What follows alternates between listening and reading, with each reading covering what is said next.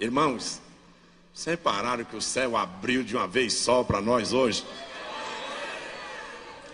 É chuva de bênção, é chuva, água, é tanta coisa, né? Só sei que nossos corações estão inundados pela graça de Deus. Deus ainda tem algo especial para nós. Amém? Amém. Meus irmãos, minhas irmãs, mais uma vez a paz do Senhor a todos. Eu estou muito feliz por estar com vocês durante esses dias. Aliás, podeis tomar assento, meu muito obrigado. Eu quero registrar aqui a minha sincera admiração pela vida do pastor José Roberto, por sua alta capacidade que Deus tem lhe dado e, sobretudo, por sua humildade que deve ser presente na vida de todos aqueles que se propõem a trabalhar naquilo que não é nosso, naquilo que é do Senhor. E eu fui aqui nesta tarde profundamente edificado por tudo que tenho ouvido desde hoje de manhã e também agora à tarde. Quem aqui ainda quer continuar ouvindo Deus falar, diga amém. Eu considero a chuva como um bom diácono, né? Então dificilmente alguém vai sair, a não ser que queira sair demais mesmo. Porque esse é um bom diácono. Bom, nós temos a responsabilidade agora de tratar de algo que, assim como o que foi tratado ontem e hoje também pela manhã, trata-se de algo que é central à vida da igreja. Como os irmãos sabem, me foi proposto tratar sobre a missão da igreja. Por que estou aqui? Qual é a missão do cristão? Ontem nós falamos sobre termos, tentando definir alguns termos que são centrais. Hoje pela manhã eu procurei falar um pouco sobre a responsabilidade da igreja em relação a Deus, na direção para cima. E agora nós vamos, nesses minutos que nós temos, tentar falar um pouco sobre a questão da responsabilidade da igreja para fora, isto é, a responsabilidade evangelizadora da igreja. E eu quero iniciar aqui tentando ou apresentando algumas ideias equivocadas que precisam ser desconstruídas. Os irmãos que estão atentos o que é peculiar a esta igreja devem estar percebendo que desde ontem eu estou demonstrando claramente preocupação em desconstruir conceitos equivocados a respeito dos assuntos que estamos tratando. Eu tenho falado muito aqui sobre confusão, e eu tenho falado aqui de noções distorcidas a respeito de alguns pontos da vida cristã.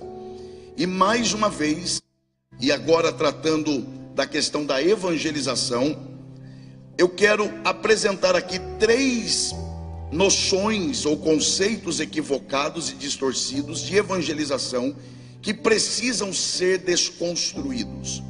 O primeiro é a ideia da evangelização como um peso, como uma obrigação.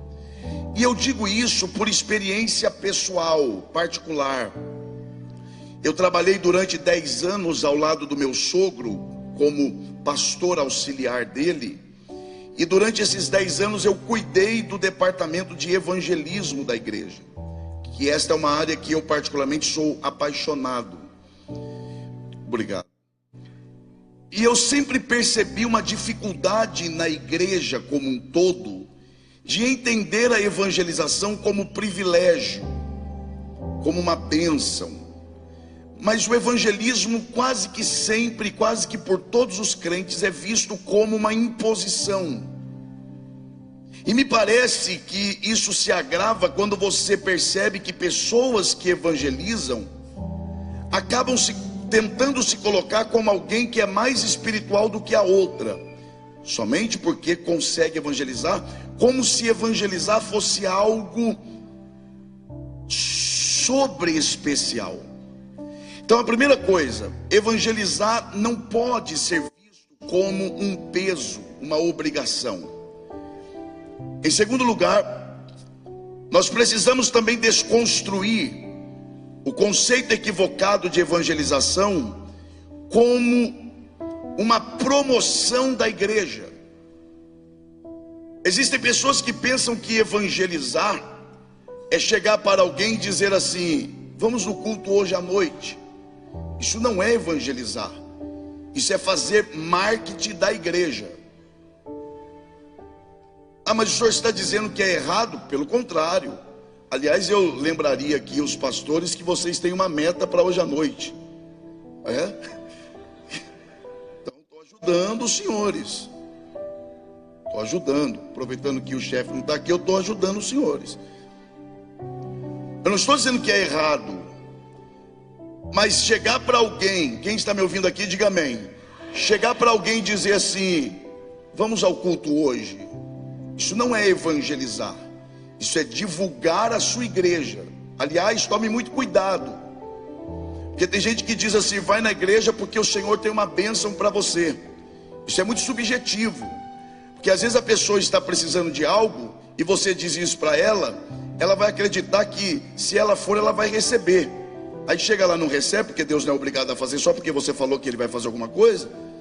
Ela ainda vai e te leva para o PROCON, propaganda enganosa. Então isso não é evangelizar. E em terceiro lugar, para nós avançarmos aqui, um outro conceito equivocado e distorcido de evangelização que precisa ser desconstruído é o evangelismo como departamento. Porque a nossa denominação, ela tem a cultura da departamentalização. Então nós temos departamento de crianças, nós temos departamento de recém-nascido. Daqui a pouco vão criar aquele também dos que ainda nem nasceram, já, né, cuidando já do pré-natal. Nós temos departamentos e temos lá o departamento de evangelismo da igreja. Mas isso é preciso? É, mas tem que se ter muito cuidado. Não, olhe bem para cá, porque se nós não tomarmos cuidado, nós incorremos no erro de departamentalizarmos a evangelização. E aí alguém diz assim: não, eu não vou evangelizar com os irmãos porque eu sou do departamento dos jovens e eu não faço parte do departamento de evangelismo. Então, se nós não reavaliarmos estas nossas colocações, daqui a pouco nós temos uma igreja totalmente subdividida e descomprometida com a evangelização. Por isso é preciso que nós investamos tempo, energia, disposição como vocês aqui, para ouvirmos e debatermos sobre evangelização. Primeiro, Jesus ordenou que os seus discípulos evangelizassem. E aqui já temos um problema, porque esta ordem de Jesus para que nós evangelizemos, ela é tratada como uma ordem simples. Ah, disso eu sei. Mas é justamente por tratarmos como algo simples que às vezes não damos a devida importância que ela merece. Isso é tão sério, a ordem de Jesus ir de pregai, que esta ordem divide a igreja em duas partes. Ou seja, ela divide a igreja entre os obedientes e os desobedientes. Porque se Jesus falou evangelize e eu não evangelizo, o que é que eu sou? Mas vocês estão com medo de falar por quê? Vai. Eu estou falando de mim, não estou nem falando de você ainda. Se eu, para você que está atento, né? Se eu não evangelizo, tendo Jesus ordenado que eu evangelizasse, eu sou tido como o quê?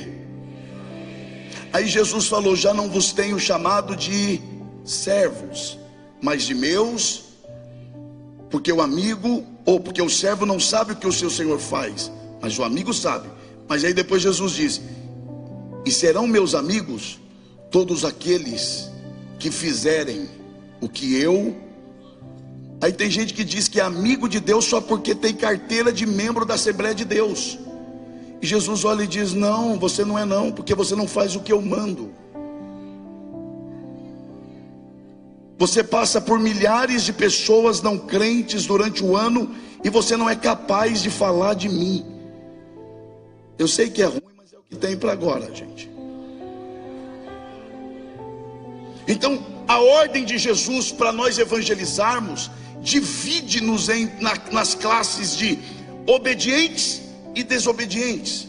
Outra coisa, a ordem de Jesus, ide por todo mundo e pregai o evangelho, ela é dada logo após em que ele se apresenta como ressuscitado.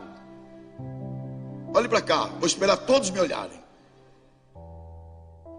Ele provou que ressuscitou, passou 40 dias com seus discípulos, ele está já prestes a subir ao céu, e ele dá a ordem: vão pregar. Os discípulos sabem que ele ressuscitou. Então você não pode dissociar a ordem do fato da ressurreição. Isso é fundamental. Você não pode dissociar o que ele está mandando os discípulos fazerem do fato dele ter provado que tinha ressuscitado. E aí geralmente nós dizemos: eu creio que ele ressuscitou. Mas você crê de que forma? Subjetivamente ou objetivamente? Porque crer subjetivamente é dizer internamente: eu creio e me alegro. Agora, crer objetivamente é: essa pessoa que ressuscitou não é um homem apenas. Se ressuscitou, é Deus. E se ele é Deus e está mandando eu fazer alguma coisa, eu tenho que obedecer. Então, quando eu digo que creio que Jesus ressuscitou, mas não evangelizo, eu estou dizendo que na verdade eu não creio tanto assim. Eu creio só na emoção. Porque você não pode separar as coisas. Uma outra coisa é que ele falou: ir de pregar, ao dizer: é-me dado todo o poder no céu e na terra. Então ele está dizendo: quem está mandando vocês fazerem não é qualquer um, é quem tem todo o poder. Ou seja, eu sou digno de ser ouvido e atendido. Então quando você não faz, você está desobedecendo aquele que tem todo o poder. Vamos em frente. Mais do que isso, é interessante porque Jesus, ele curava, por exemplo, o paralítico. Aí ele diz assim: ó, curei você, mas não conta para ninguém. Ó, como é que ele cura um paralítico e diz não conta para ninguém? Mas não precisa nem contar. O camarada não andava, agora está andando, alguém curou. Ele cura o cego e diz: ó, não conta para ninguém não, hein? Guarda para você. Mas como? Aí Jesus revela a poucos os seus apóstolos, os discípulos, dizendo: eu sou. Aos apóstolos ele diz: eu sou o Filho de Deus mesmo, como Pedro falou, não conte para ninguém. Ele fazia milagre e dizia: não fale para ninguém. Mas depois que ressuscitou, ele falou: agora conta para todo mundo. Conta o quê? Que eu morri e eu ressuscitei.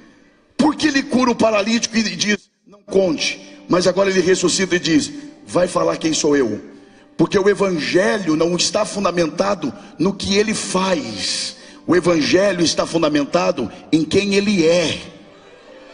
Então falar do evangelho é falar de quem ele é.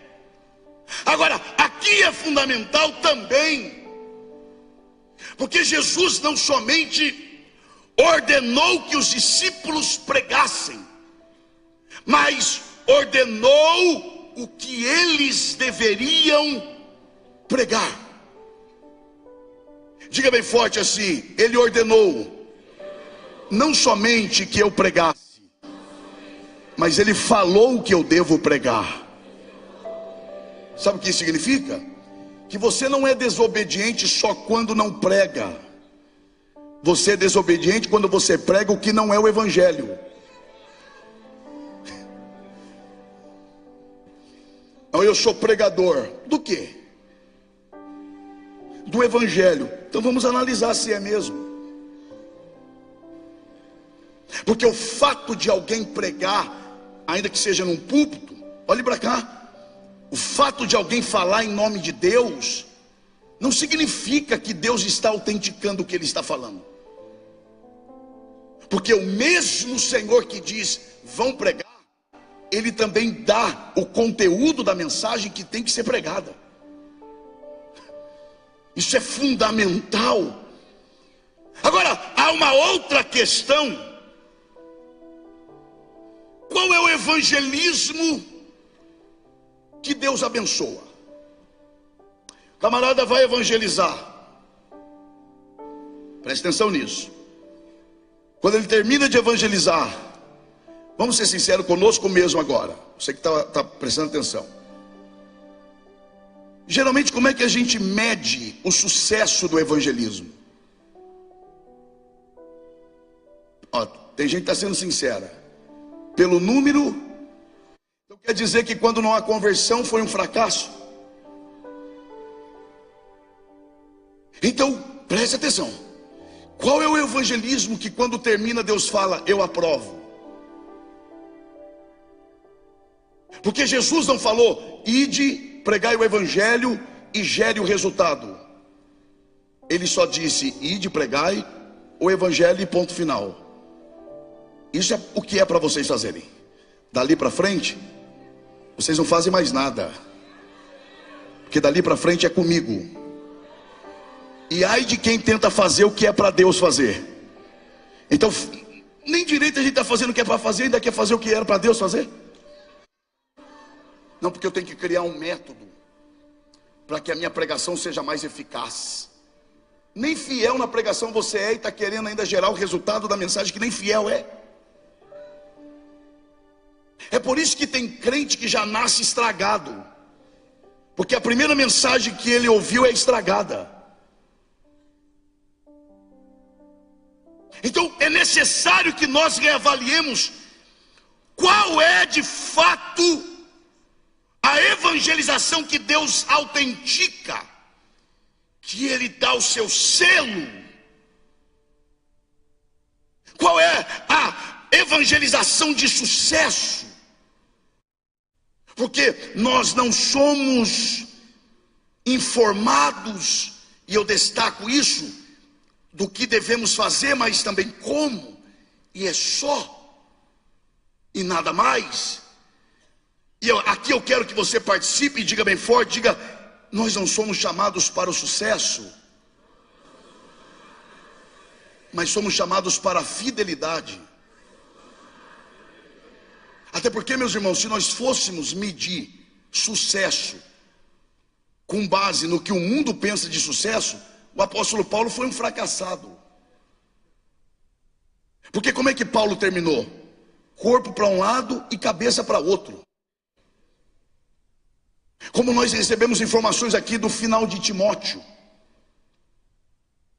Como é que Jesus terminou a carreira dele? Ressuscitado. Mas todos acreditaram que ele ressuscitou? Para a maioria ele terminou como? Crucificado. Então na concepção da maioria Jesus terminou fracassado. A igreja não é chamada para o sucesso. A igreja é chamada para a fidelidade. Oh, glória a Deus.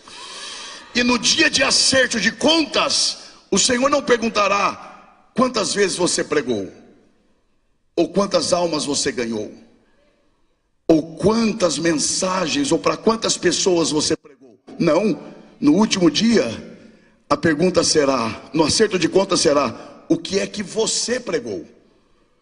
Porque eu não mandei você gerar resultado, eu mandei você pregar o evangelho. Resultado é comigo. Então Deus não vai cobrar o que Ele não mandou você fazer, Deus vai cobrar o que Ele mandou você fazer. Então você não tem que se preocupar com o resultado, você tem que preocupar em saber o que é evangelho e pregar o evangelho. Oh, glória a Deus. É por isso que eu gosto daquela parábola do semeador, que não é a dos solos, é do semeador, que é pequenininha, que Jesus fala: e saiu o semeador a semear, semeou. E aí Jesus dá uma informação extraordinária e diz assim, ó, e o semeador foi dormir. E por que Jesus fala que foi dormir? Porque é isso que a igreja tem que fazer depois que semeia: descansar. Porque quem é que tem poder de fazer uma semente pequenininha potencializar-se e gerar frutos, senão aquele que dá semente a quem semeia? O que o Senhor está ensinando é: o papel de vocês é semear, é plantar, é regar. Vocês pregam e oram, porque Paulo plantou, Apolo regou, mas quem deu crescimento foi o Senhor. Quem reconhece essa verdade, adore ao Senhor nessa tarde. É preciso que nós entendamos, e eu quero que você repita bem forte. Diga: eu não serei recompensado pela quantidade do que eu faço, mas por eu fazer o que eu fui chamado para fazer. Mas o que eu fui chamado para fazer é pouco, então faça, porque a recompensa não está na quantidade, está em você fazer o que você foi chamado para fazer. Lembra de André? Alguém ouviu aqui nessa escola alguém falar sobre o apóstolo Pedro alguma vez? Sim. E sobre André? Talvez seja a primeira vez. Porque comparando aos demais, a alguns outros, André é quase que um anônimo. Mais um. Agora, qual era a função de André? André não era irmão de Pedro? Quem conheceu Jesus primeiro? Pedro ou André? E quem levou Pedro para conhecer Jesus? Imagina se fosse como hoje. Eu não vou levar Pedro. Ele fala melhor do que eu, é mais espontâneo, vai ganhar mais espaço. Não. Mas quem é convertido não pensa assim. A única coisa que eu quero, não estou pensando em quem vai ter posição, quem vai pregar no culto de Pentecoste, não. Não, porque, e no dia de Pentecoste, quem vai pregar? Vai ser ele, eu estou fora. Não, eu quero. Não, eu só quero que ele conheça Jesus. Pedro, vem cá, Pedro. Eu tenho alguém para te apresentar, Pedro. Oh, glória a Deus. E no dia de Pentecostes, quem é que pregou? Pedro. Mas aquelas conversões foi contabilizada na conta de quem? Só de Pedro? Claro que não. Também na conta de André, porque quem ganhou Pedro foi André. Aleluia! Onde está a mão que você levanta para adorar o Senhor? Só quem ainda tem ânimo para isso. Toque no ombro da pessoa que está ao seu lado, diga: a sua grandeza. Diga: a sua grandeza está fundamentada em você descobrir o que foi chamado para fazer e fazer o que você foi chamado para fazer, e o resto Deus fará. Oh, glória a Deus. E você quer ver que Deus abençoa e confirma quem entende isso e age assim? Porque lembra quando aqueles 3 gregos, preste atenção nisso, lembra quando aqueles gregos queriam conhecer Jesus, mas a multidão era muito grande, de forma que eles não conseguiam chegar até Jesus? Os gregos procuraram quem? Felipe. Felipe não era apóstolo? Era. Ele levou os gregos a Jesus? Não. Mas ele tinha o direito? Tinha. E o que ele fez? Chamou André e falou: André, esse pessoal está querendo ver Jesus, facilita o caminho para eles. Por que Felipe não leva? Porque Felipe entende que esta era a função de André, facilitar o caminho até Jesus. Oh, parece ser uma atividade simples, todavia uma atividade para o qual ele foi chamado, e nisso Deus é glorificado. Então é preciso que nós entendamos que o papel da igreja é evangelizar. Nós seremos cobrados, não pela grandeza. Porque a minha coroa será grande à medida que eu ganho muita gente para Jesus. Eu não sei. Porque Jesus não falou, ide pregar e ganhe o maior número possível de pessoas. Ele só falou, ide pregai. Porque quem é que tem controle nos resultados? Eu não tenho. Você não tem. Você ganha 1 e esse 1 ganha 1000. E você não tem controle. Porque no final a glória tem que ser daquele que tem poder de dar resultado. Então o evangelismo autenticado por Deus é aquele que é feito com base na comunicação do quê? Do evangelho. Você quer evangelizar e ser obediente? Não? Se quer, diga amém. Não basta evangelizar. Evangelize da forma correta. Qual é a forma correta? Pregue o evangelho. Porque esse é o critério. A ordem de Jesus restringe-se, primeiro, ao que fazer e como fazer, e nada mais. Não há nada além disso para nós fazermos. E aí, o que é o evangelho? Primeiro, evangelho é um chamamento. Quando eu prego o evangelho, o próprio evangelho chama as pessoas. Segundo lugar, o evangelho precisa conter a realidade de Deus e a realidade do homem. Então, a pregação do verdadeiro evangelho, primeiro, ela vai exaltar quem Deus é. Você quer medir uma mensagem? Você quer saber se uma mensagem, ela de fato é aprovada por Deus? No final, quem você está admirando? Deus ou o pregador? Porque se for o pregador, tem alguma coisa errada. Ou com o pregador ou com quem ouve.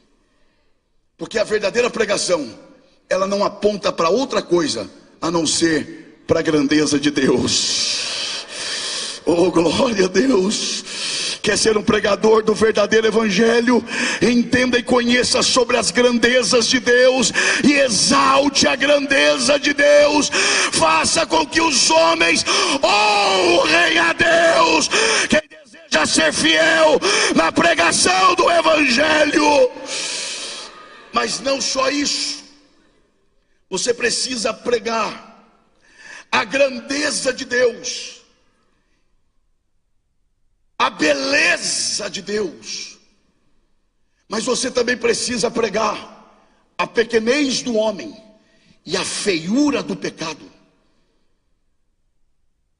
O homem precisa ser ofendido.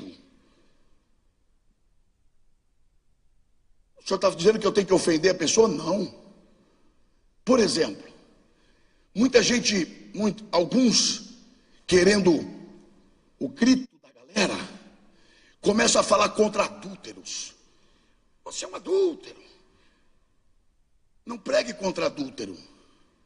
Pregue contra o adultério. Porque você não foi chamado para ferir ninguém. Quem tem que ferir alguma coisa, se é que tem, é a palavra. Ela vai rasgando a pessoa. Oh, glória a Deus. E na consciência Deus começa a fazer a pergunta como fez para Adão e Eva. Adão, onde tu estás? E Deus não sabia onde ele estava? Claro que sabia. O que Deus está fazendo é, não estou te ofendendo, eu só estou tentando te mostrar o que você perdeu. Olha ontem onde você estava a essa hora quando eu cheguei, e olha onde você está agora. Olha o que você perdeu, Adão. Oh, glória. O que fizeste, Adão? Deus não sabe? Sabe. O que Deus está fazendo é apelando à consciência, para que Adão reconheça a gravidade do pecado, e ele mesmo se envergonhe, ele mesmo sinta em si mesmo a tristeza da angústia e o arrependimento, e se jogue no chão, dizendo: quem poderá me salvar? E Jesus aparece como aquele que é o único que pode reconciliar o homem com Deus. Levante uma de suas mãos aos céus. O Espírito de Deus vai levantar crentes aqui, fiéis da pregação do verdadeiro Evangelho. Quem recebe a palavra, diga glória a Deus. Então, o que é então evangelizar? Qual tem sido o maior prejuízo, ou a causa do prejuízo da verdadeira e eficaz evangelização? É um mau conceito sobre o assunto. Então, o que é evangelizar de fato? Primeiro que você tem que entender que evangelização é um fruto natural de quem verdadeiramente foi convertido. Agora, né? É igual dízimo. Pastor, mas o senhor não veio aqui falar de dízimo. Eu sei, mas é escola pentecostal, né, irmãos? Então Deus tem liberdade de soprar no ouvido e falar: fala disso. Porque dízimo tem 3 etapas: antes da lei, na lei e depois da lei. Antes da lei era reconhecimento, e já existia, porque Abraão dá o dízimo a Melquisedeque, porque ele reconhece a autoridade de Melquisedeque. Aí vem a lei. Dar dízimo é obedecer à lei. Por isso que em Malaquias, quem não dá dízimo é chamado de quê? Ladrão. Porque quem vive fora da lei é criminoso. Só que hoje nós não estamos mais na lei. Então hoje quem não dá dízimo não é ladrão. Hoje quem não dá dízimo não é crente.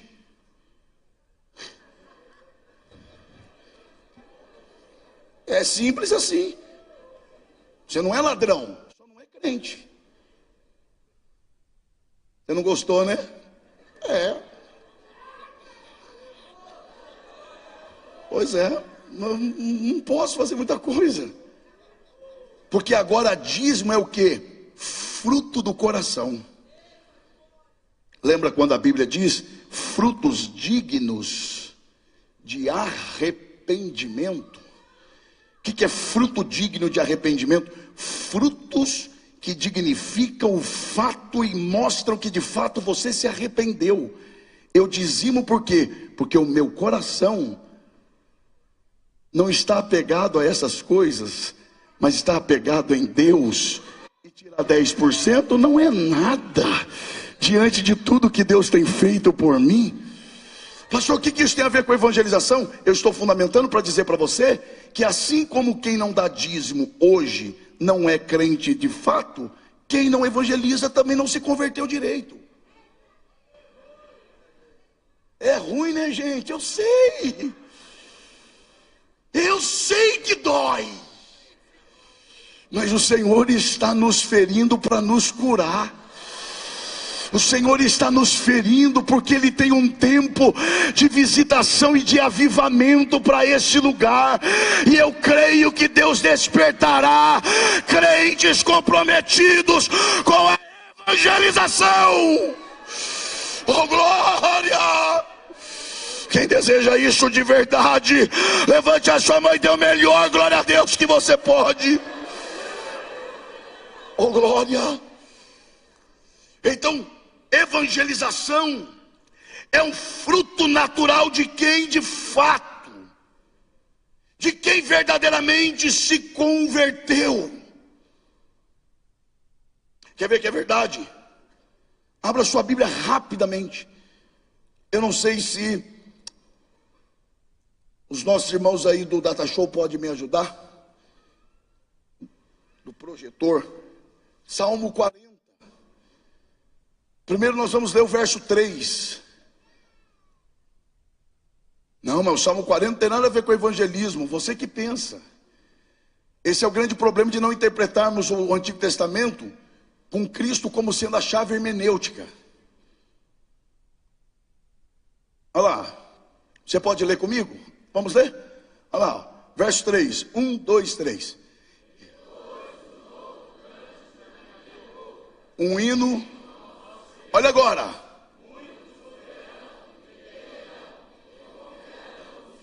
Ó, pera lá, você lembra de onde Deus o tirou? Lago horrível, charco de lodo, pôs na rocha, firmou os passos, aí pôs um novo cântico, aí olha o desejo dele: muitos o verão, temerão. O que isso tem a ver? Porque ele está falando dele, agora está falando dos outros? Pois é, eu quero que aquilo que o Senhor fez por mim, eles também conheçam. Quer ver que é verdade? Verso 5, por favor, querido. Vamos lá?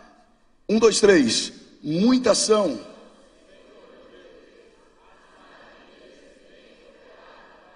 E agora? Olha agora.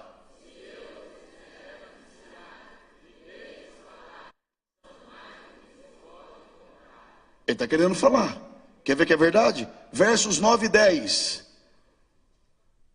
Estou falando de crente que foi convertido de verdade, que foi tirado de lá e colocado aqui, e Deus mudou o coração. Olha lá, 1, 2, 3. Preguei. Eis. Olha agora o 10.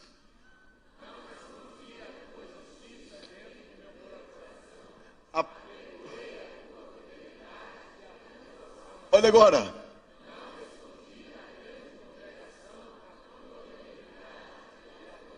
E por que não escondi? Porque meu coração foi convertido. E compartilhar o evangelho é uma coisa natural. Não precisa de evangelismo marcado domingo 2 horas da tarde e eu ir arrastando, não. Onde eu estiver é uma oportunidade para eu compartilhar daquilo que o Senhor fez em minha vida. Quem deseja ter esse coração, levante a sua mão e adore ao Senhor. O Senhor está ministrando algo ao meu espírito aqui. Tudo é uma questão de coração. Se eu fosse você, eu não perderia isso aqui. Tudo está ligado ao coração. Diga por favor: o homem foi criado para amar alguma coisa. Sabe o que você acabou de dizer? Que o homem sempre estará amando alguma coisa. Nem que seja ele mesmo, mas o homem sempre estará prostrado diante de alguma coisa, porque Deus fez o homem para isto. Eu vou fazer o homem programado para amar alguma coisa, adorar alguma coisa. E inicialmente era o próprio Deus, mas com o pecado isso se dividiu. Então sempre o homem estará inclinado a alguma coisa, ou a alguém, ou a algum pecado, aquele pecado de estimação, que é na verdade uma idolatria, e você não se desapega, sabe por quê? Não é porque você não saiba que é errado, é porque você ama aquilo, você é idólatra naquilo. Pastor, e o que precisa ser feito? É preciso uma mudança no que está por trás do coração. O que Jonathan Edwards chamava de afeição, que é algo que é mais forte do que o sentimento. É algo que move o coração. É algo que leva você a amar algo a mais do que aquilo que está diante de você. E ele dizia, e ele diz que quando um crente verdadeiramente é convertido, Deus toca nas afeições. E mais do que sentimento, o homem convertido, ele ama a Deus acima do que sente. E o seu alvo é amar a Deus, prostrar-se diante de Deus. E o que isso tem a ver com o evangelismo? Tudo. Porque quando você ama a Deus, você ama o que Deus ama, você prioriza o que Deus prioriza, você trabalha no que Deus trabalha.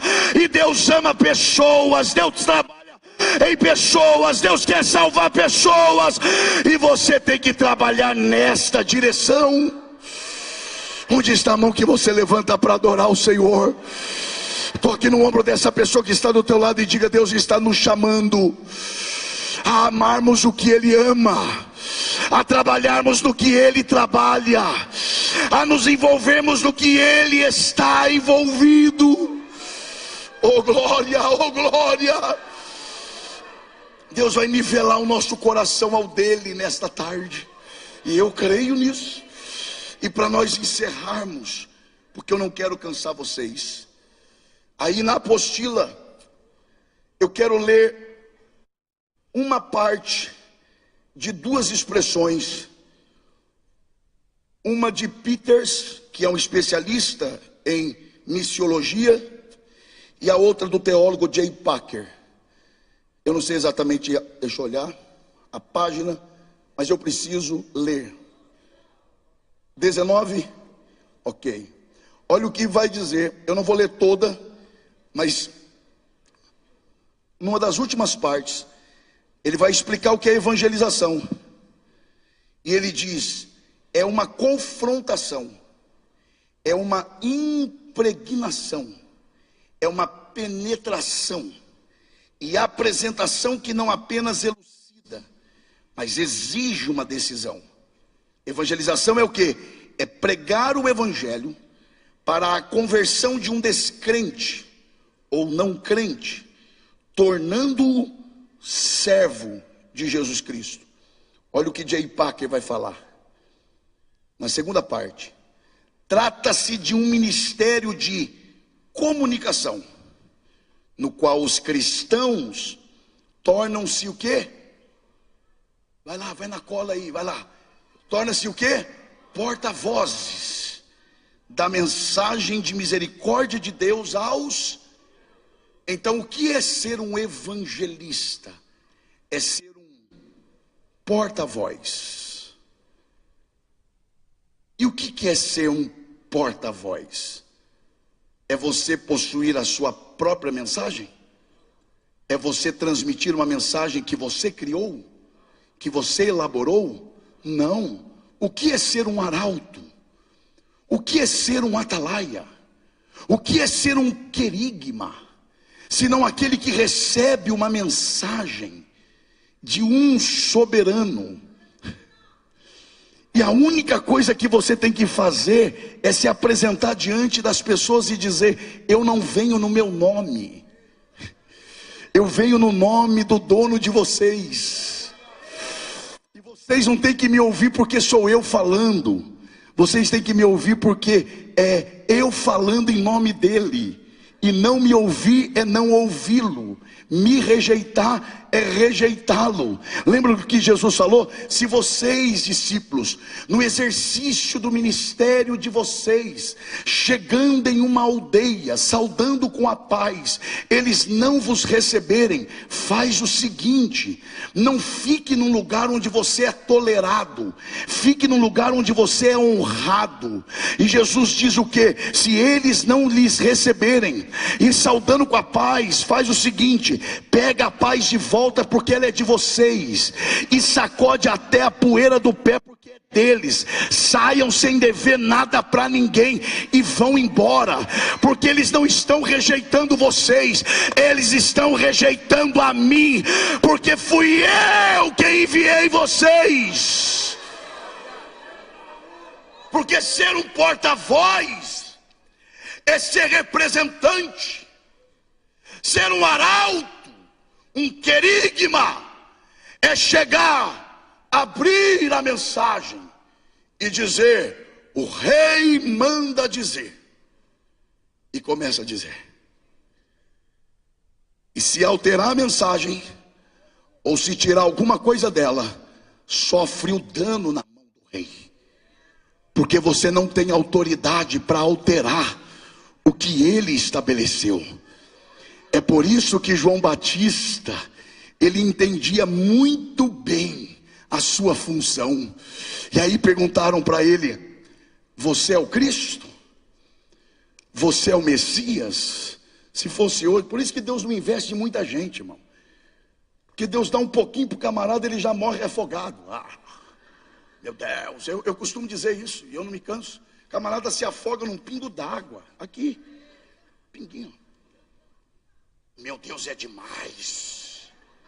Eita, eu gosto de falar isso. O camarada foi consagrado a diácono hoje. Eu não sei que unção poderosa é essa, que o cara fala fino até a unção. Foi consagrado, começa a falar grosso. Aleluia, maravilha. A esposa acorda outro dia: bom dia, meu amor. Amor não, diácono fulano de tal. Você está com problema, meu irmão? O que é? Você está louco? O que foi? Alguém chega e fala: ô irmão. Irmão não, pastor. Já viu o outro que não tem nome? Qual é seu nome? Pastor fulano. Me dá o RG, por favor. Está lá pastor fulano de tal? Não, meu nome é Elias. Ninguém me perguntou a minha função ministerial. Se coloque no seu lugar. Se comporta, rapaz. Segura a onda. Tá afoito, conta até 10. Toma uma água. Porque quem se autoafirma é porque não é. Porque quem é igual madame. Madame, até de chinelo de dedo. Ela chega no ambiente de chinelo de dedo e fala: é madame. Agora quem não é, meu irmão? Coloca um vestido de 50 mil reais, você fala: não está dando bem aí. Tá estranho. Porque não é, meu irmão. E não é porque não é importante, é porque não é. Aí fica até feio, você fala: tá estranho, o que é? Não encaixa. Quem é não precisa estar falando o que é. Não, porque, olha, eu escrevi um negócio. Não, porque não, você não precisa. Os seus frutos vão dizendo. E aí perguntaram para João: pastor José Roberto, é você? Se fosse hoje, eu diria: não é bem eu, mas é mais ou menos eu, quase eu. Como é que é esse quase? Não, é porque eu faço parte do projeto. Não, eu não estou perguntando se você faz parte, estou perguntando se você é. Não é que eu seja. É a vontade de querer fazer parte da linha de frente. Não se esqueça da luminária. Lembra de ontem? Nem tudo que é visto é mais importante do que o que não é visto. Não seja sedento por ser da linha de frente. Fica no teu lugar. Espera o seu tempo. Pastor, mas não estão me vendo. Fica no teu lugar. O senhor estava ministrando aqui. Eu ainda falei com o pastor Sérgio. Falei: a igreja gosta de gente humilde. Porque a igreja identifica quem é humilde. E eu estava pensando em Atos 13. E havia na igreja que estava em Antioquia doutores e mestres, a saber, primeiro da lista, Barnabé, último da lista, Saulo. Primeiro da lista e o último da lista. E estes, orando ao Senhor, disse o Espírito Santo: apartai-me a Barnabé e a Saulo, o primeiro e o último da lista. Você não precisa estar querendo puxar nada. Fica no último lugar. Não, mas o homem não vê. Mas a obra não é do homem. Fica quieto. Pega leve. Para de querer forçar a porta. Oh, glória a Deus. Você pensa que eu nunca desejei pregar nesse púlpito? Claro que eu desejei. Eu prego há 22 anos. Você acha que quando eu comecei a pregar, viajar com 16, 15, 16 anos, eu já não sabia de pastor Antônio Dionísio? Claro que eu já sabia. Você acha que eu não sabia dessa escola bíblica? Claro que eu sabia. Você acha que eu não tinha vontade de pregar aqui? Claro que eu tinha. Mas eu nunca liguei para ele. Eu nunca fiz barganha com ninguém. Até que um dia a CGADB me trouxe aqui. E hoje eu sou amigo de vocês. Glória a Deus. Não sei se vocês me aceitam assim, mas eu vejo vocês assim. Mas não precisa forçar. Não precisa empurrar a porta. Fica no lugar. Porque se Deus tem um projeto, Ele vai te buscar onde você estiver. Para encerrar. É você, João? Não. Não sou eu. Então me diga quem é você. Eu não sou ele, mas eu sei quem eu sou. Que é outro problema. Porque tem gente que sabe que não é o outro, mas também não sabe quem é ele. Não, aí também é problema, meu irmão. Não, eu não sou ele. Então quem é você? Eu não sei não. Não, aí também não. Aí já é demasiado. Não, eu não sou ele. Mas eu sei quem eu sou. Então quem é você? Eu sou a voz.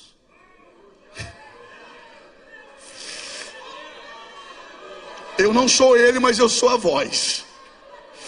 E você é a voz de quem? Eu sou a voz do que clama. Não é a voz que clama. Eu sou a voz do que clama. Porque não sou eu quem clamo. Há uma voz que clama no deserto. Eu ouço essa voz. Decifro essa voz. E repito o que a voz está gritando para vocês. Aí vem meia dúzia de pregador desavisado e fala: não seja eco, seja uma voz. Não, você não é a voz. Você é eco mesmo, e olhe lá. Porque quem fala não é você. Você é só um papagaio que repete o que está sendo falado. Oh, glória a Deus.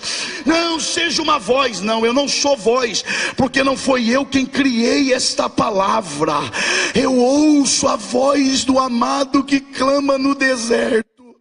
E orando eu decodifico a mensagem. E por graça de Deus eu venho diante da igreja e digo: a voz está dizendo assim, assim e assim. E eu encerro. Quem é mais forte? A voz ou o eco? Se a voz fala A, o eco fala o quê? Então se Deus fala uma coisa e você está falando outra, nem eco você é. Você é atravessador. Porque o eco, a voz fala A, e o eco fala A. Porque eu só repito o que ele fala, porque não tem autoridade em mim. A autoridade está nele. É o que está no Salmo 62:11. Uma coisa disse Deus, duas vezes a ouvi, que o poder pertence a Deus. Ele fala uma vez e eu ouço duas. O que é isso? Eco. Quem é o eco da voz de Deus? A igreja. Ele fala e a gente repete. Ele fala e a gente leva para o pecador. Ele ensina o evangelho e a gente passa para as pessoas de fora. Isso não é peso, isso não é obrigação, isso é privilégio da igreja. Quem recebe a palavra se coloca em pé, adorando ao Senhor essa tarde. Eu quero orar com vocês.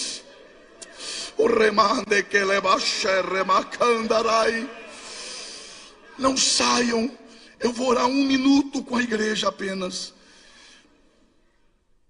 Segure a mão da pessoa que está ao seu lado, se você quiser, é claro. Eu não me canso de falar sobre evangelismo. E se a igreja entendesse que evangelizar é um privilégio, é uma honra, e que evangelizar tem que brotar naturalmente de um coração verdadeiramente convertido. Se você está segurando a mão do teu irmão, antes que nós oremos, diga para essa pessoa: o Senhor conta com você. Diga, não é que Ele depende de você, mas Ele te colocou na história dEle. Isso é um ato de amor. Oh, glória a Deus. Diga mais para essa pessoa, diga assim: você não é voz. Diga assim: você malemar é eco. Então se contente ser eco. Fica no lugar que Deus te colocou. Faça o que Deus mandou você fazer. Porque o que Ele vai cobrar de você não é que você atinja muita coisa, é que você faça o que Ele mandou você fazer. Tem gente querendo ser pastor e nem evangeliza. Aí Deus deve olhar e falar assim: você não faz nem o que eu mandei todo mundo fazer, e quer fazer o que eu mandei poucos fazerem? Se coloque no teu lugar primeiro. Diminuiu, né, gente? É a maior prova que eu não estou interessado em animar vocês. Eu tenho compromisso de pregar o que Deus manda eu pregar, o que a direção me falou para falar a vocês. Mas uma coisa eu sei, porque pregação não é para mexer com o corpo, pregação é para estremecer a alma. Então se pelo menos uma pessoa sair daqui hoje dizendo: eu preciso fazer mais, eu preciso evangelizar mais, eu preciso ser mais eco da voz de Deus. Se uma pessoa sair daqui hoje falando isso, eu atingir o meu objetivo aqui. Oh, glória a Deus. Se você ainda está de mãos dadas, eu creio que aquilo que Deus confia a alguém, isso pode ser compartilhado. Pode. Então daquilo de bom que Deus tem te dado, você vai compartilhar com o teu irmão. Em oração agora, você vai orar pelo teu irmão. Comece a orar por ele, comece a orar por ela. Pede para Deus renovar a paixão evangelizadora no teu irmão. Ser igreja é adorar a Deus olhando para cima, é se preocupar com o perdido olhando para fora, e é se preocupar com o irmão olhando para dentro. O remando calabaxere bacancho nema uendo querimas. Pastor Ivaldo, há uma presença poderosa de Deus aqui, há um mover de Deus aqui. Pastor Anderson, há um mover de Deus nesse lugar. O Espírito de Deus vai levantar evangelistas aqui. O pastor dessa igreja não terá dificuldade de que essa igreja evangelize. A evangelização vai ser a tônica desta igreja. O rei Caueri Macherri Macandarabi, ele vai. Senhor Deus, eu me uno à voz dos teus filhos, e nós estamos aqui primeiro para confessar os nossos pecados. O pecado de omissão. Nós confessamos que muitas vezes temos a oportunidade de falarmos do teu amor, mas negligenciamos e não falamos. E isso é pecado, Senhor, porque a tua palavra diz que se eu posso fazer o bem e não faço, eu cometo pecado. E não há bem maior que eu possa fazer a alguém que não seja falar do teu amor a essas pessoas. Mas eu quero te fazer um pedido. Tu tens o nosso coração na tua mão. A nossa natureza é má, a nossa natureza é preguiçosa, a nossa natureza é egoísta quando só quer para si. A nossa natureza é inclinada a ser desobediente. Mas pega o nosso coração na tua mão e inclina o nosso coração a ti. Purifica as saídas do nosso coração. Toca na parte de trás do coração. Leva-nos, Senhor, a Te amar acima de todas as coisas, e que as nossas prioridades sejam semelhantes à Tua.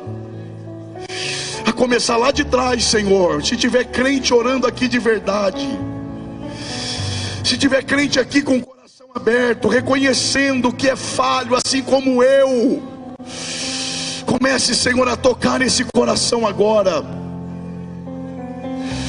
Comece a tocar nesse coração agora, a começar lá de trás. E venha, Senhor, e toque em nós aqui nesse altar, de maneira que nós possamos nos envolver mais com a tarefa, Senhor, de sermos ecos da Sua voz. Cinge o Teu povo de autoridade agora.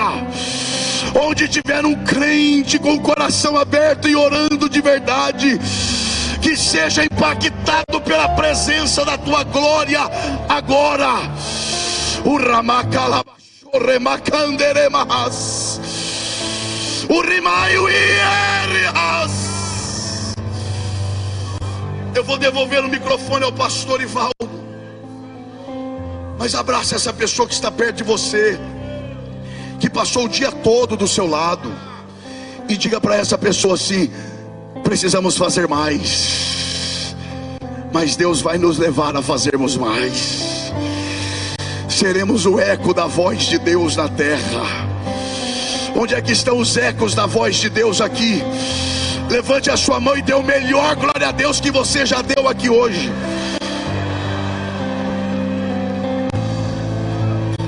Oh glória!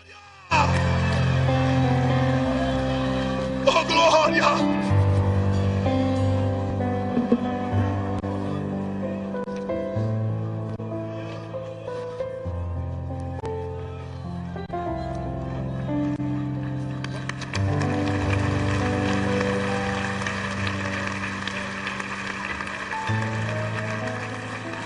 Glória a Deus. Muito bom, né, irmãos? Muito bom. Muito bom. Presente de Deus para nós. Amém.